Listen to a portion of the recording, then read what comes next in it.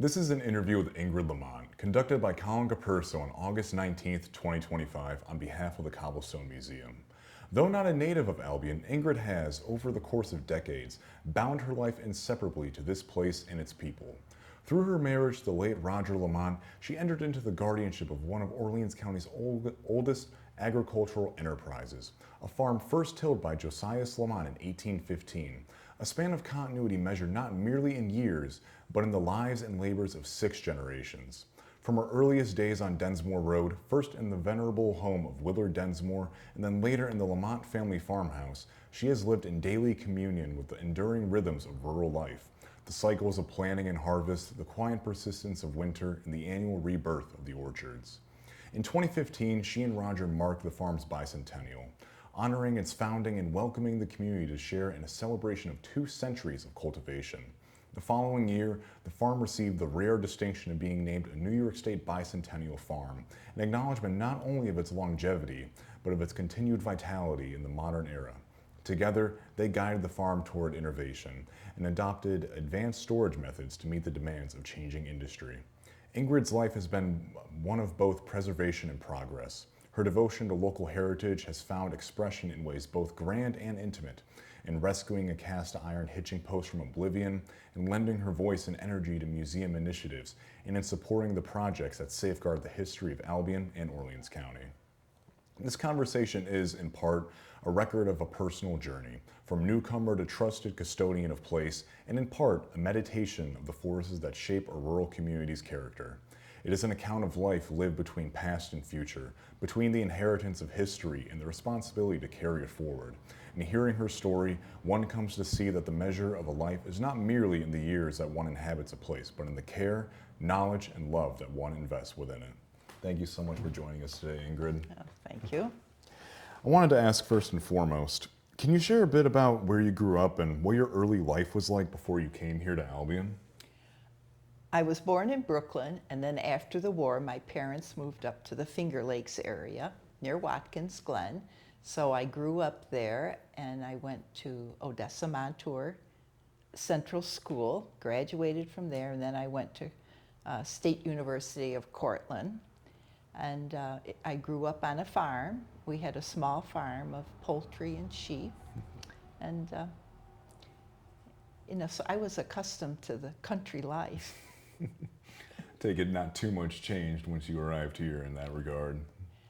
No, different kind of farming because we were in fruit up here and grains and vegetables where we didn't have that at home.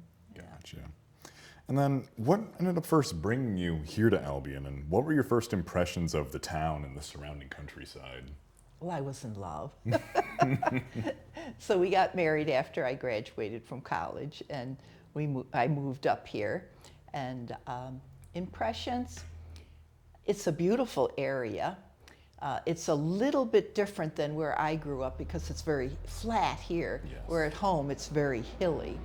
But it has beautiful orchards and vegetable fields and grains and the lake, and yes, it's just a lovely area. Yeah, it's beautiful up here. And was there a particular moment when you arrived here that you felt to yourself, this is home? I don't know about any one moment, but I was welcomed by the family and the neighbors, and so I felt comfortable after a bit. You know, it takes time to adjust to a new family, new community, but no, everybody was very welcoming to me. I remember as we were preparing for this, and this may answer the question I was going to ask of what was the most challenging adjustment, but you had said earlier that everyone had to remember one name, which was yours, but you had to remember hundreds, countless names. Exactly. Would you argue that's probably the most challenging endeavor that you faced? At that time, there were lots of Kirby's. Had a lot of Kirby's to learn. And so you ended up moving out here with Roger, and Yes. I'm curious, how did you and Roger first meet? Oh, we met at college. He went to Cornell and I was at Cortland, and it's only You're in the area. like a half an hour apart. And then when did you get married together? Oh, we were married in June of '65. Gotcha. And living here and such, what would you describe as some of the joys and perhaps challenges of working together on the farm and being part of the community here?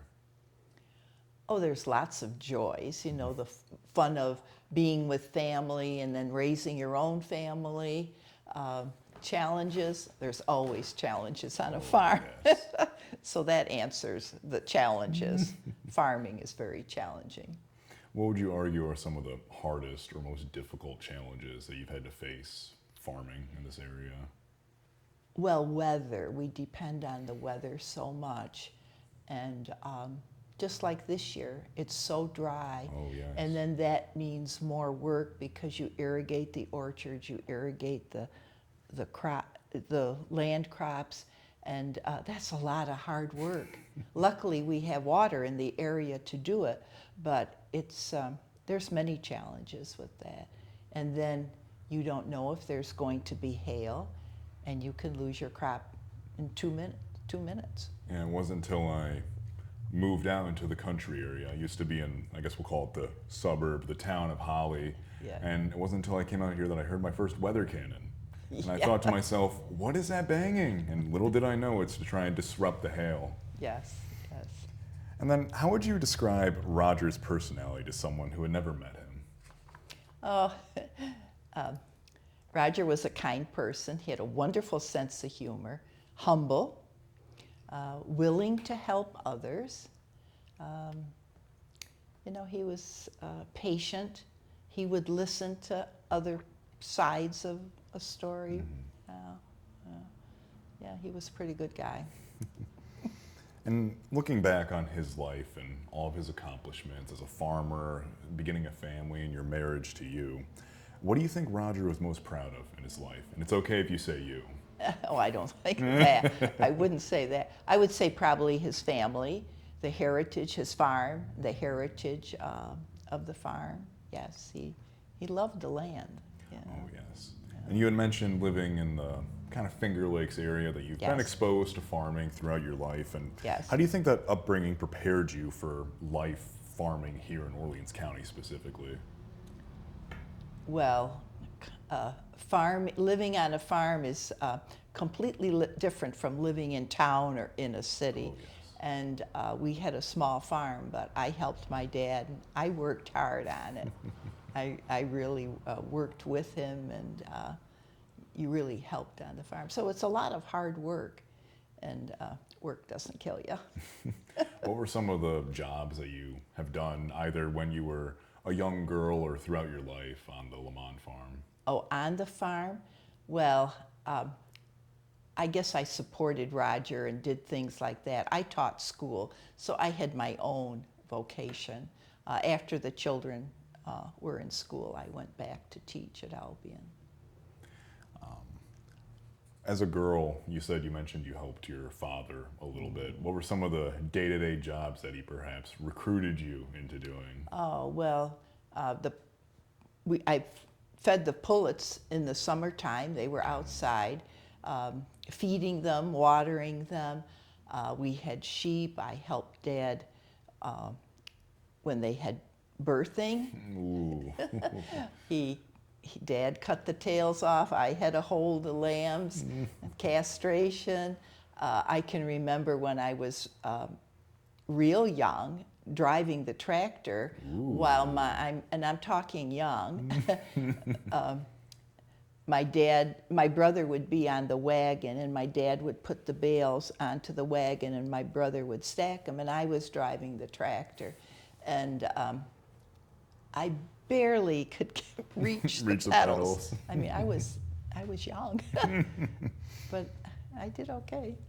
And when you moved out here to Albion with Roger, you lived for many years in the former home of Willard, or Bill Densmore, a man who is remembered for his resilience in the face of repeated setbacks on his farm. What first drew you and Roger to live in that house? Well, when we were first married, we lived in the house next to where we are now. It's 3035. And the Lamonts bought the Densmore farm in '62. and the Densmores built a new home on Meadowbrook. So then when they moved out, that house was available, and Roger's parents and youngest sister moved there, and I moved in with Roger, after we were married, moved in with Roger into, we call it the small house. But it's much bigger than it looks, much bigger. It's got 4 bedrooms. It's really very efficient house. So Tom and Mary and Marcia lived down there, and then Marcia went to college, Tom passed away, and then Mary was ready to move back to her home that she and Tom had built when they came back to the farm. And we had 3 kids, and we needed more room, so then we just switched houses. On the farm owns the houses, so we just switched houses. And she was happy to come back to her original home, and that we had lots of room down at that house. And when you had first moved into the Densmore house, so to speak, Yes. were you aware of the home's farming history and the story of the 2 barn fires that had occurred there? And how did learning about any of this perhaps shape the way that you viewed the property? I didn't know about it at the time, and of course I heard about it later. You know, you respect the property and those who have lived there before you, and you just learn from being there. And I learned by osmosis because Roger had lived here all his life, so he knew all about it. But yes, yeah. And then kind of looking at the determination of perhaps rebuilding his barn twice despite all the hardships, it feels like a very powerful reflection of farming values. And would you argue that you see that same kind of perseverance occurring in the farming community today? Oh yes. You have to be very determined, persistent. Yes, it gets more difficult every year. And many things have changed. You know, times are changing, or times have changed, and they certainly have changed in farming. What are some of the changes that you've witnessed over time? Well, I would say the size of the farms have changed. You know, Probably it used to much be more a small large, farms, yeah. now they're large farms. The size of the fields have changed. They've taken out hedgerows so that, and the equipment size has changed. Oh, Yeah, in order to, you know, use these big fields. So there's lots of changes there. Help has changed. You know, when you had a small farm, you may have had some local help. Now, then when I first came on the farm, we had help from the south. The migrants came up every season. And now it's gone to having H2A help from foreign countries. yeah. And we couldn't do it without them. Yeah, it's an incredible endeavor, and It's the a work lot that of goes work, into a it. lot of preparation and planning, and it gets quite complicated. It's more farming is more complicated than people realize unless they're in agriculture. It looks simple on paper. It but sure does. In practice. And it's lovely to say, oh, I'm on a farm. But no, it's a lot of hard work. But they appreciate it. You know, they wouldn't be farming unless they loved it. Exactly. And Yeah. as it's often coined as, it is the backbone of America. Yes, It's is. truly what keeps everything going. That's right. And living in a home with that kind of past and kind of learning about the history of Orleans County, Albion in of itself, did you ever feel a sense of carrying on the legacy of those that came before, whether it be, say, Josias Lamont in 1815 or living in the Densmore house, this sense of carrying it forward? Well, yes, you want to take care of your place and respect the past and move forward. Sure, sure. I couldn't have lived when Josias lived. Can you imagine the difficulties? You imagine 1815 and then 1816, the year without a summer, Yeah. and they had just started, and then not to have anything the next year. Which I think really goes to show the determination. Exactly. That is put in And these just things. and to, you know, bring your family. He came with his wife and 5 children. Yeah, yeah. So we had a pretty good labor force. Yeah, and they had to clear. I don't know what you know about that time to purchase land, but he purchased it from the Holland Land Company, and for like $585 for 140 acres, and it's lot number 14. I looked that up, and it's from Latin Road to Densmore Road with the West Transit Church Road as the southern border. And he had to walk to Batavia every year and say, I can't pay the mortgage, because, and they had to clear land, I believe it was 3 acres a year, cut the woods down. Oh my gosh. So that was kind of tough. And then finally, about 1823, the canal came through. They could sell their products for a lot more money, and then things were looking up for them. So it was nearly a 10-year period just about where... Yes, very difficult. You know, you're coming to a wooded lot. You have to clear 3 acres every year. And he also, I understand, cleared Latin Road, the road to go to the ridge. So, yeah, it wasn't. And they had oxen. They didn't have horses then. I believe it was oxen. I mean, just thinking about cutting down those acres of trees, I mean, this whole area used to be known as the Black North with That's the right. dense vegetation. I can only imagine the labor that had to be applied to achieve that. And food. What did you feed your family? And then the next year, like I said, was the summer, or the year without a summer, like it snowed every month or something. You can't raise a garden to feed your kids. No, the crops are all going to die. Yeah, it had to have been terrible. And then, after you had lived at the Densmore homestead, you eventually migrated a short distance north to your current residence. What can you tell me about the history of this home, and what made you and Roger choose to relocate up the road? Well, they were not remodeling. They were putting new siding on the house. And then the day before they were to complete it, they were putting the covering on the roof of the wraparound porch, and it torched the house. So there was a major fire in the house. So then, you know, after a few weeks, Roger said, when we've always wanted to live in that house, we always admired it. And of course, it was his grandparents' house, you know, so there's nothing like Grandma. There's a connection with it as well. Yes, well, he spent lots of time with Grandma and Grandpa, and he was born on his grandfather's birthday, so he was probably a little bit extra special. But anyway, he said, well, if we want to move down to Grandma's house, this is the time to do it. Yeah. So we decided, yes, this was the time we would move down there, and we restored it. It took a lot of work and a lot of time, but it's a beautiful home, beautiful home. Yeah. What year did you move to that house?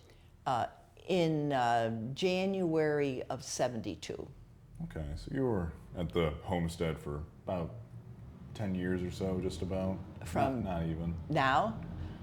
Well, no, we moved in 2002. Gotcha. So it's been like 23 years now. Ooh. Yeah, time goes by quickly. Yeah. And do you have any favorite memories, whether it be a family gathering or perhaps quiet evenings on the porch or other community events from your time in either of those houses? And more so, what are some historical elements or alterations you can tell me about either of those two residences? We didn't do too much at the Densmore house, except we fixed up the back entrance into a family room. Yeah, We did that. And there used to be, their bathroom was in the corner of the dining room. So we did move that when we redid the kitchen. So that's what we did at Densmore's. At this house, we tried to keep, at the family home, we tried to keep it as it was and restored it. And it was a lot of work to do, but it turned out nicely. It's restored to its original condition. Yeah. And we were fortunate that the actual fire was upstairs, and then I can't say just water damage, but the damage downstairs was from water, and there was quite a bit. But the firemen did the best they could, and much was saved because of it. But What did the fire end up damaging? oh, well, most of upstairs had to be redone. You know, the woodwork, the room, the west bedroom was burned completely. And then there was water that came down through the ceilings and down the staircase. It was in pretty bad shape, but it worked out nicely. And then, how has Densmore Road changed over the years since you arrived, and what would you argue has remained the same? Well, not too much has changed on Densmore Road. We have had David and Kathy Cass. They built a new house. They used to be in the Cobblestone on Densmore Road, and they built a new house, and I think it was like maybe 1989 on the main farm.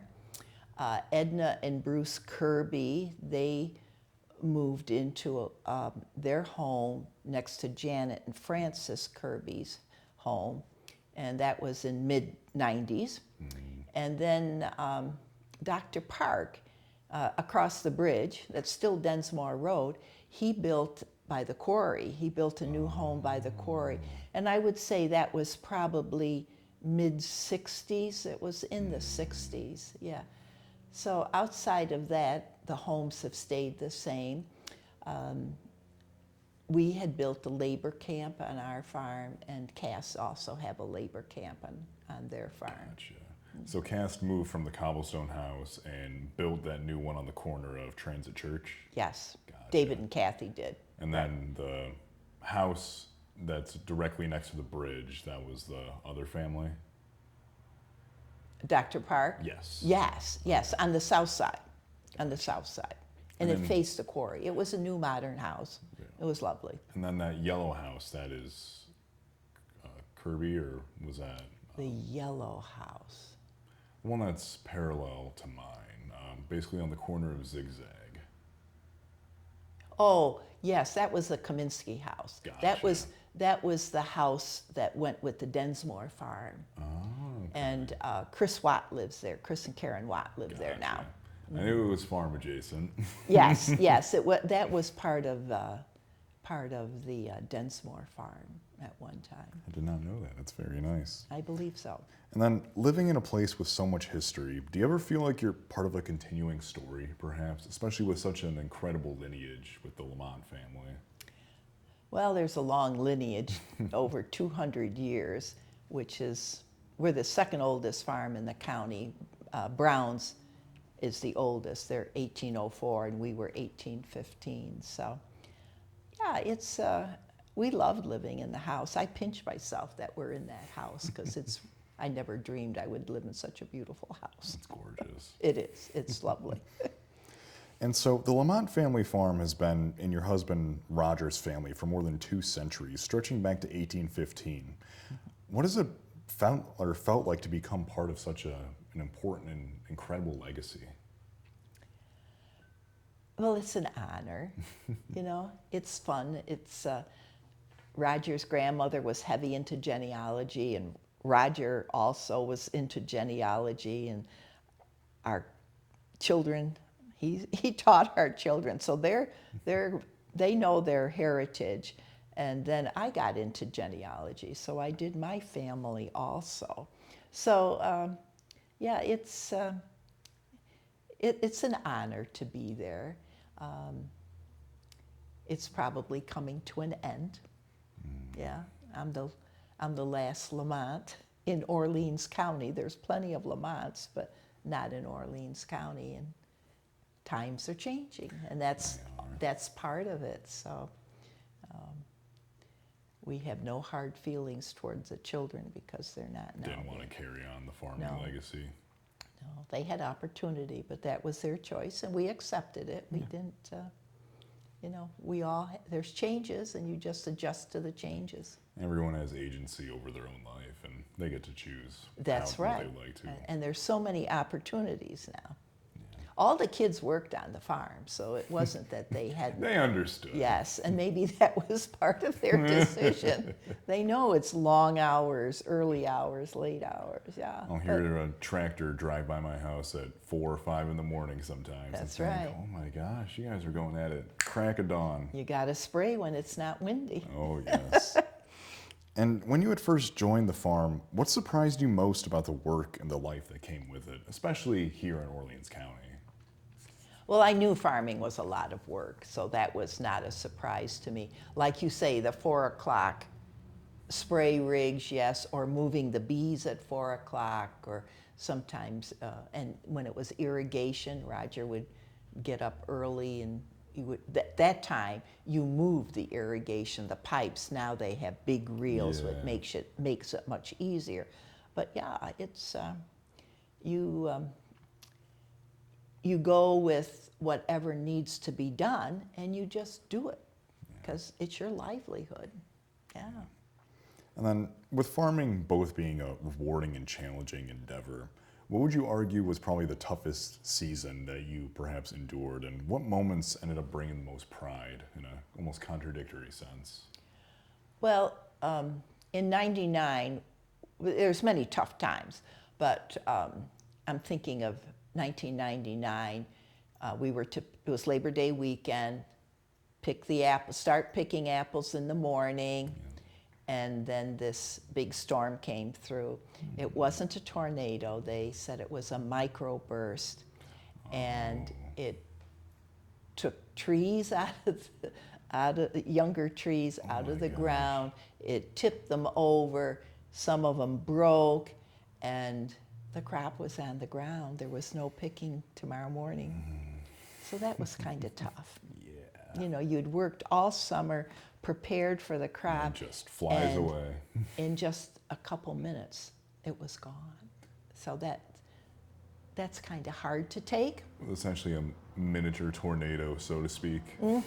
Yes, they really thought it was a tornado, but then the weather officials came, Yeah. and it was just missing a few points from it. You know, they have their scales. So yeah, that was kind of sad. That was in the middle of the night. And there were barns, trees down, barns down. Yeah, it was tough. It was tough.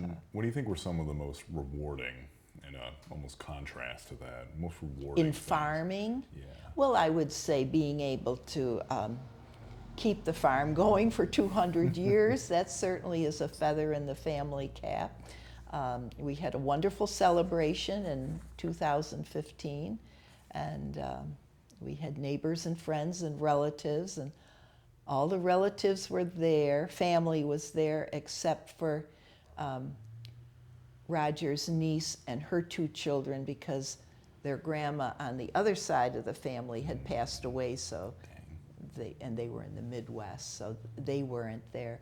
But yeah, there's many rewarding times.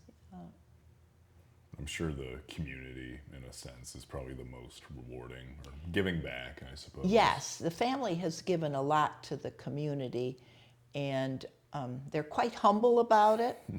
They try to be humble about it. Roger's dad, he was in New York State Council of Churches. He was chairman of Federal Reserve Bank. He started migrant ministry with some others, but it was his idea. And that is now Genesee Orleans Ministry of Concern, that's in the Presbyterian Church. So that has gone on for 60 years. So, you know, that was many of the things. He did many more things, but, and his brother George, he was very active in agriculture as well. And he was doing many, not only local apple organizations, but nationwide. And he helped out on many things. In fact, Oak Orchard Health, he was, Really? Yeah, he kind of was the initial person with that. Spearheaded it. Yeah, yeah. And that was probably in the late 60s, maybe. I can't say for sure. But look at all the all the branches they have now in Oh, other yeah. places. Originally, it was for the migrant help. It was for the help, summer help, and so that they could get care. Yeah, affordable Yeah. and such. Yes, yes. And then it's expanded, as the years went on, and now it's for many years, it's been for everyone. But initially, that was they wanted to be sure that their help was able to get health care if they Yeah. needed it without That's any amazing. discrimination. And then looking at the Lamont family throughout the years, were there any traditions, values, or even a saying or a motto that guided them throughout their bicentennial, so to speak? I don't know about a motto. They, they were very dedicated to their farm and they worked hard for it, dedicated to the apple industry. They did a lot for the community quietly. Yeah, like George started right up the road here. He started the apple storage, Lake Ontario. We have a storage on our farm that was built in '59, and that was the first one in the county, and it was very successful. So then George thought, rather than having all these farmers drive to other counties or long distances with their fruit, if we could build this and have this organization, then they could, for everybody. It wasn't for us, it was for all the other farmers, and it's been very successful, and they've had, clearly. yes, they've had several additions on and that. But George was very instrumental in that, as well as other apple organizations. That's amazing. And as we said a few times, 2015 marked the farm's 200th anniversary. Yes. Can you share what that day meant to you, the family, and what stands out most from that celebration? Oh, it was a wonderful day. Not only was our family there, we invited neighbors, other farm families, friends. We had like 185 people on the yard. We had a big tent up, had a chicken barbecue, and it was a wonderful occasion. It was a very happy occasion. That's amazing. Yeah, it was quite the milestone. And with Josias starting this off in 1815, yes, what are some history elements of the farm that you can tell me about, or how it's expanded over time, the kind of ebbs and flows that may have occurred from its inception? Well, of course, it expanded. For Josias, he bought more land as soon as the canal came through, and he got some money in his pocket. Yeah. And he bought in the early 30s, 1830s, I believe, the lot on the south side of West Transit Church between Latin and Densmore. And that was for his son. And that house is 1823, the brick house on the corner. Ah, okay. Yes, yeah. So he had that land for him. So I think as they have prospered, they bought more land and expanded and shared it with as bonuses for some of their managers. Yeah. So we have several successful farmers in the area that started out as managers on our farm. That's amazing. Yeah, yeah. Perhaps you know, or maybe don't, but this is a more curiosity thing for me. At its peak, do you know how many acres the Lamont farm had spanned? Oh, a few thousand. Oh my gosh. That's kind of what I anticipated. Yeah. But I was curious. If I went in the history book, I could find out, but it was 2 or 3. It was quite a bit. But we had land all over. We had land in Lyndonville. It wasn't contiguous. Yeah, I Yeah, can't accept if it was No. 3,000, it would be basically No, I the whole don't think county. it was up to 3, but it definitely was to 2. And it wasn't contiguous, That'd be So, insanely yes. huge. Yeah, yeah. And the farm has embraced innovation over the years, and you can correct me if I'm wrong here, but it's introduced new apple varieties, such as the now named variants such as Snapdragon and Ruby Frost, along with other forms of storage, such as a controlled atmosphere storage that we mentioned. And how have you seen these changes shape the farm's role in the community and the apple industry as a whole? Roger started an organization with 4 other apple growers in New York State different parts of New York State, so it was covered. It wasn't just locally here. And it has now become crunch time. And he negotiated with, this was over a period of several years, he negotiated with Cornell to buy the rights, not he, but the organization, to buy the rights for Snapdragon and Ruby Frost. And at the time, they were just numbers. Gotcha. They were named several years later. But yes, so that was, those apple trees are to be grown only in New York State. So that's a New York State apple, where many other places like Honeycrisp, it may have started in Minnesota, but it's grown all over. So they had more control of it. Yeah.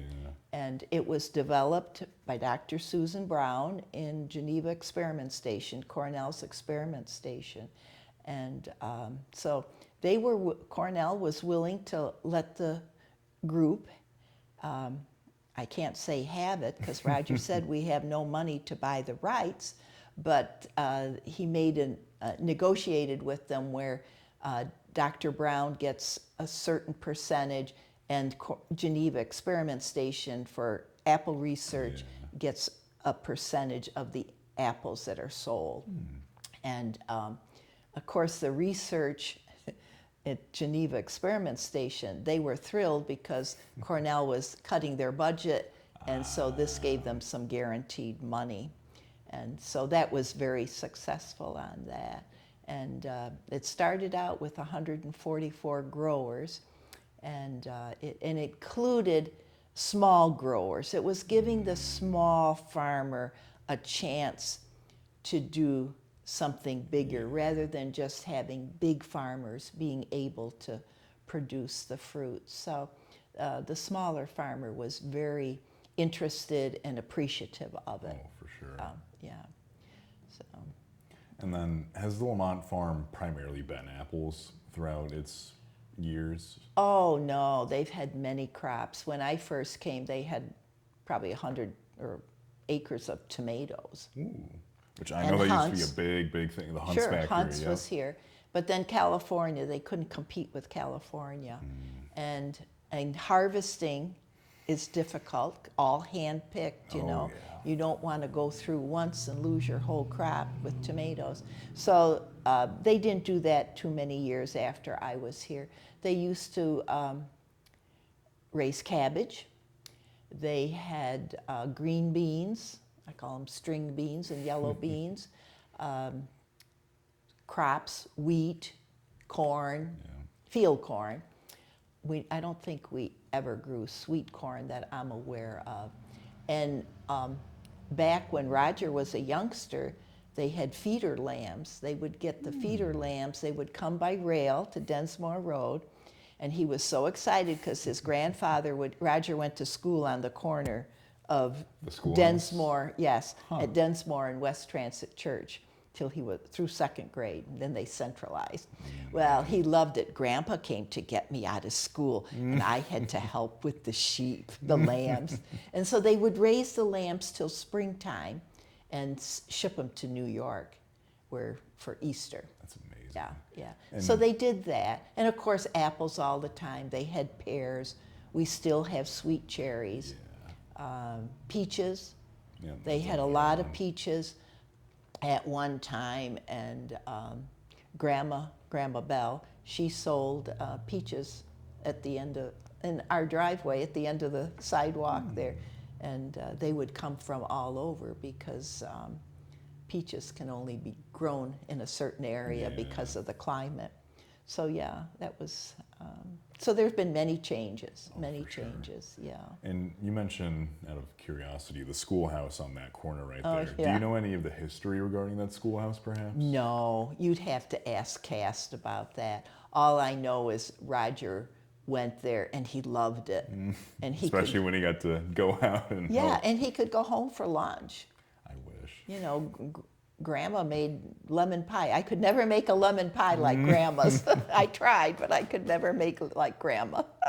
But actually, yeah, it was, he loved it, and it was small, and, you know. it's homey. And and then when he went to third grade up because of centralization, I said, well, what was a big change? And he says, the cafeteria was so noisy. Oh, Yeah, I can you know, and imagine. they were used to either eating at school or going home or, you know. Just So, yeah. weird change nowadays with Yeah. when I went to school, if say I had to go out to my car in the parking lot right next to the cafeteria, you can't step out of the school. They wouldn't let you do that. And so for a period of time, you were a teacher as well. What are Yes. some things that you can tell me about teaching throughout your time? Maybe a rowdy student or something. Oh, I or a won't get into memorable students. lesson. I had some from your family.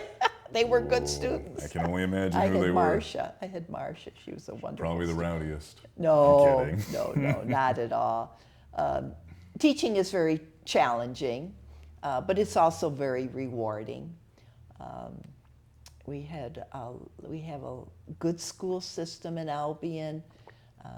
The teachers care about the students, and of course, there too, times have changed. Yeah. Yeah, times have changed on teaching, but I enjoyed it very much. Yeah.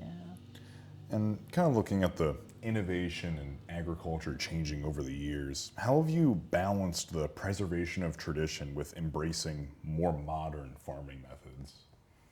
Well, you have to change with the times. And then with managing a farm, I kind of tapped into this earlier, but what would you argue were some of the most challenging endeavors that you and Roger ended up facing? Perhaps something in the realm of the miniature tornado in a way, or other Right. things. I didn't manage the farm too much. He took care of that. He was in partnership with his brother, and his dad, but his dad died early. So he and George were in charge of the farm, and they got along very well, and they each had their own responsibilities and respected each other's views very much so. And yeah, there's always lots of challenges on a farm. Yeah, Lots it's of all weather is your best Yes, friend and worst enemy. Exactly. You have to depend on the weather, and you have no control of it. No, No I mean, control of especially it. with how arid this summer has. Oh, this gone. summer It's has been really. very bad. I don't think it's ever been quite this dry for so long. I We've remember- irrigated for many years. I can remember him irrigating 60 years ago when I came, but yes, it's hard. It's hard. You just don't have control of it. Yeah. And then Albion and Orleans County have a very strong sense of neighborliness. How would you describe the flavor of small town farming life here, whether it be the neighbors that have existed on Densmore Road, such as myself as one of your neighbors, Yes. or other people in the community, how this all kind of ties together with being a farmer here? Right. Well, in our case, the farm has been here, it seems like forever. And the neighbors, we have wonderful neighbors. The Cass, the Kirbys, and they've been friends for generations. Yeah. Generations. We're not just talking, mom and 20 dad. years ago, yeah. His grandparents, his parents, he and David and Paul grew up together. Our kids grew up together. There's 4 generations right there that I know of. And I'm sure before that, because you Yeah. lived in such a small area. So,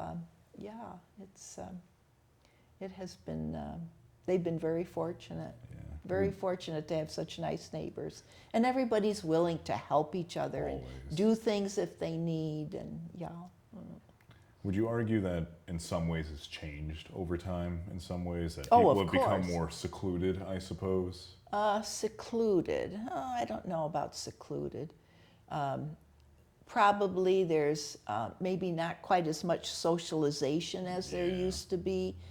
We have a different kind of, there too, changes, a different kind of society now, where before I think they did many things with the church. Many of them went to the same church, and they did church things together. They would get together in their homes and play cards or dinners, or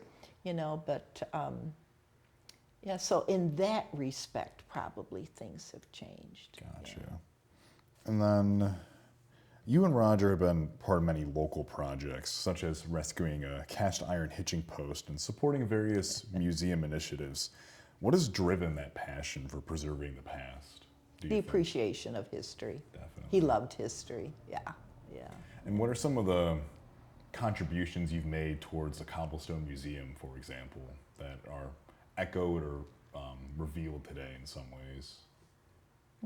I don't know about revealing, but they're going to be adding on here, and we participated in donating some money for that. And if I find things, I bring them here and donate to the museum. I'm trying to go through a few things, Yeah.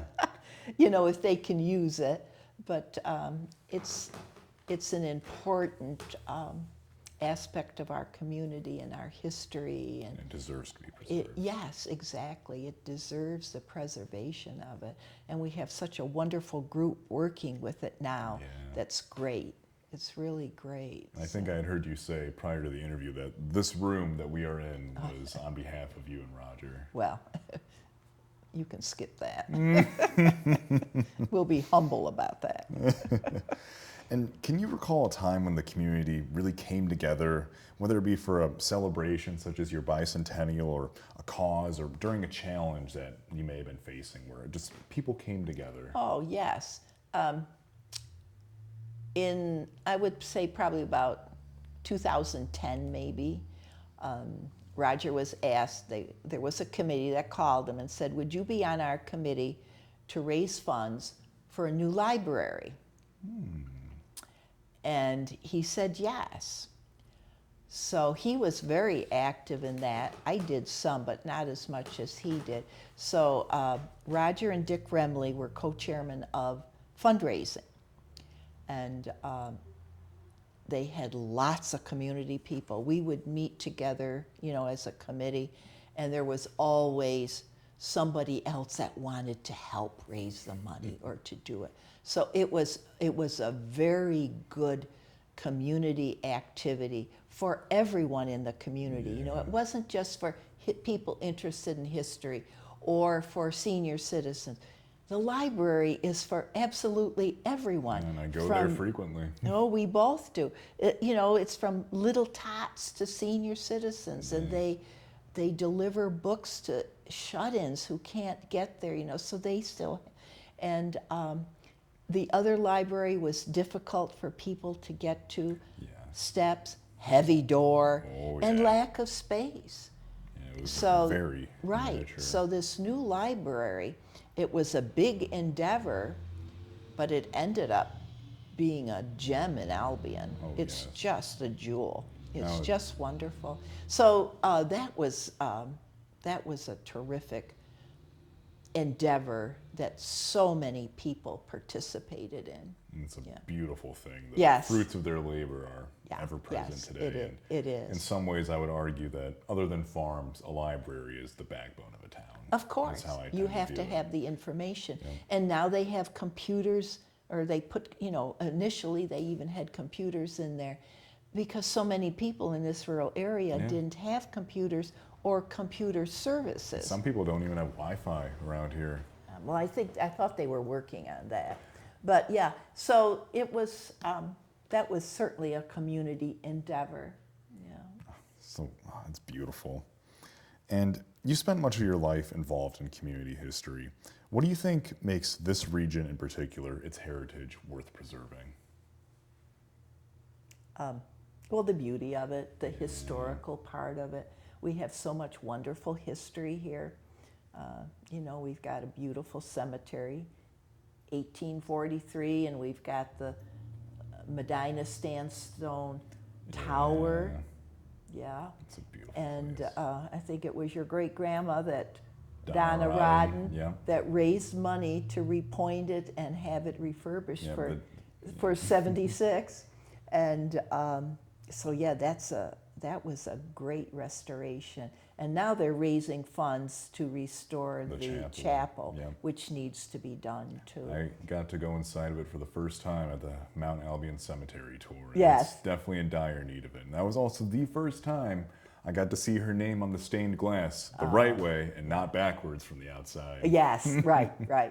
Well, hopefully now when it gets restored, they'll be able to use it more, and more people will be able to go in. I would love to see it turned into somewhat of a miniature museum in a way, or some history. I don't know about all their plans with it, but you can't have a building and not a good roof. Exactly. And I know that the funding is definitely getting towards the goal that they're trying they'll to make reach. it. They'll make for it. Sure. Yeah. And what do you remember, because we had talked about this at one point, about the establishment of the Gaines Carlton Church, perhaps? Oh, okay. Well, that goes way back to Josiah and his son Platt. Originally, when Josiah and the neighbors met, they met in homes.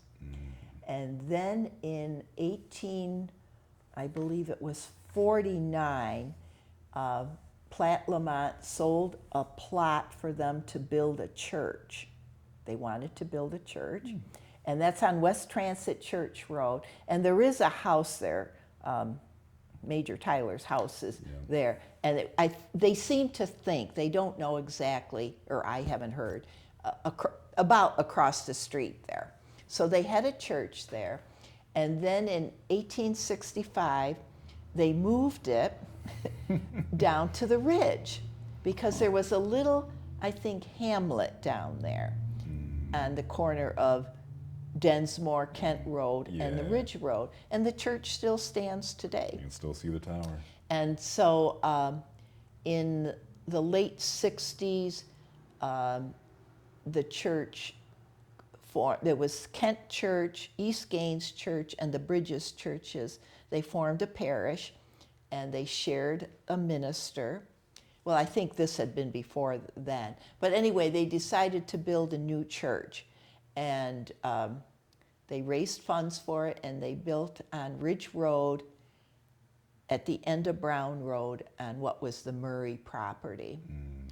And so the three churches combined and had a new church there. And then the East Gaines Church was sold, and it's antique shop, I believe. I think you're right. Yeah. And this is a almost humorous question, but if you could transport someone back to Albion during your earlier years here, what would you want them to see, hear, and experience? Well, enjoy the beauty of the land. We've got the lake, the canal, wonderful historical places. We got a lot of history here, beautiful churches. Yeah. And looking back, what do you consider to be your greatest personal success? Not just in farming, preservation, but throughout your life? Oh, the kids, family. That's the right answer. Yeah. You hope that they've done fine. But you hope for your children to do well. Of course. And there are times you questioned it when they were small.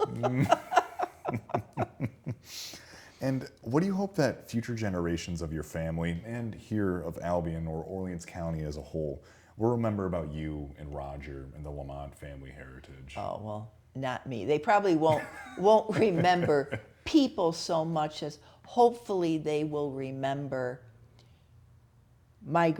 Genesee Orleans Migrant Ministry, Orleans Community Health, the storage up here on the ridge, helping to preserve history, the library. Yeah. Roger also worked on, that was quite early in our marriage, he worked with a committee on changing our government in the county from supervisors to legislators because the people weren't equally represented. And they went before a judge in Buffalo, and he was the one that made the decision. So now I believe there's 4 legislatures or 4 districts, and 3 at large. So everyone is equally represented and not just, the bigger towns. Oh, for sure. So hopefully those are things that have been accomplished here. and not necessarily with your name on it. They were humble about things. They liked helping others. You know, like George with the apple storage and Roger with the apples.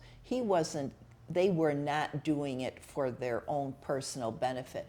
They were doing it for the other apple growers or other people, you know, like the health concerns and migrant ministry and things. So they were, and they were humble about it. Yeah, you didn't know about it, and yeah. More for their posterity, the community. Yeah, they wanted to help others. That's what was, yeah. And how would you like the Lamont farm story to be told 50 or even 100 years from now? Oh my God. Oh, I won't be here. Oh dear. Well, I think it's maybe not our story, but it would be the agricultural story. Definitely, kind of woven into that framework or the tapestry of Orleans County. Right, in some way. right. I mean, that's the biggest employer, I believe, is agriculture in this county. So it should be appreciated. And my last question for you is, what advice would you give to young people growing up in Orleans County today? With everything you've seen and the changes that have occurred, what do you think would be the most important thing for them to remember? I think you have to have a positive attitude. Definitely. And appreciate what's here. And sometimes it's hard to appreciate what's around you until you go someplace else and see, and then maybe you do appreciate home more than you did before. Lots of perseverance and, you know, willing to take a chance maybe to do something else or try something else. It's not easy. It's not easy, and there too times have changed where it's very difficult. Like to start a business, you need so much money, and doesn't mean you're going to make it. So there's a lot of perseverance to do with it, but you have to have a positive attitude. Definitely. Well, that concludes the questions that I had for you. Are there any things that you'd like to share with the audience, or any stories, anecdotes? I know that you brought the Lamont Farm History book with you. Oh, that was my crutch if I needed it. Stories to share. Ooh, I shouldn't touch that. Let me see. Well, we were talking about the library. Well, they were doing the fundraising, and it was coming along nicely, but they hadn't reached their goal of 999,000, whatever it was. Oof. But it was just under $1 million. And it was holiday time, so we had a Christmas party for the immediate committee and their spouses.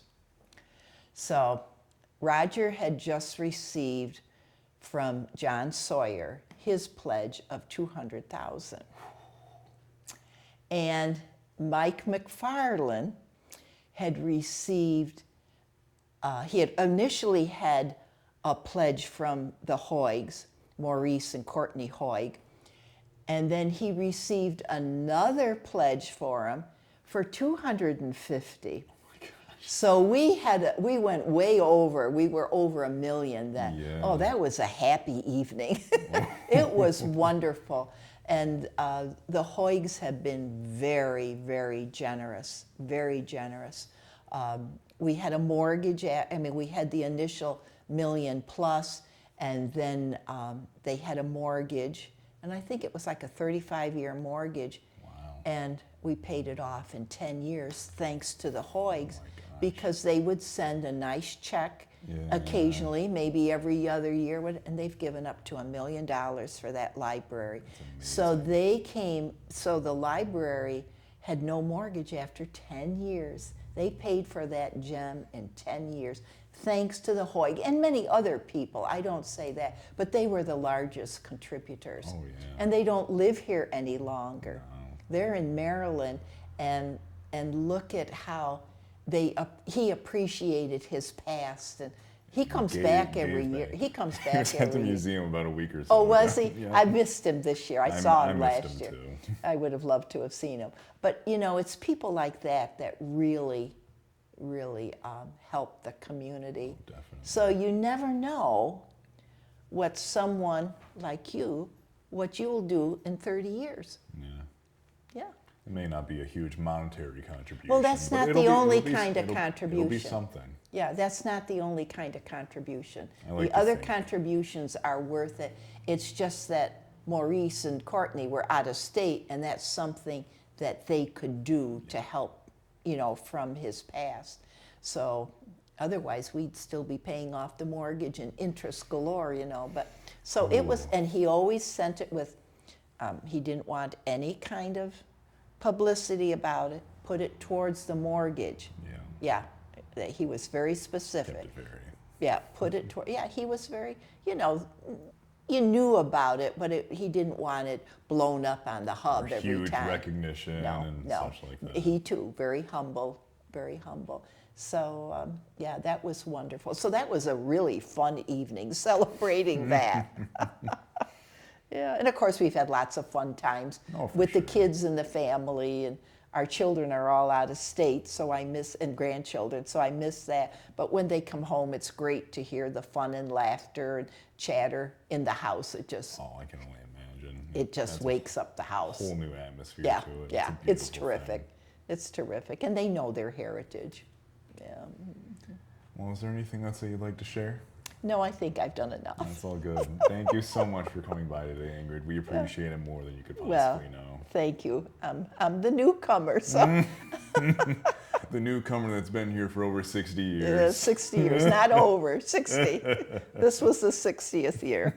Yeah, yeah. thank No, you I've loved living in Albion, so It's a it's been beautiful nice. place. Well, Yeah. thank you so much for your You're time very today. welcome. We Appreciate your interest for being a young man, your interest in history and what you're doing. That's great. it.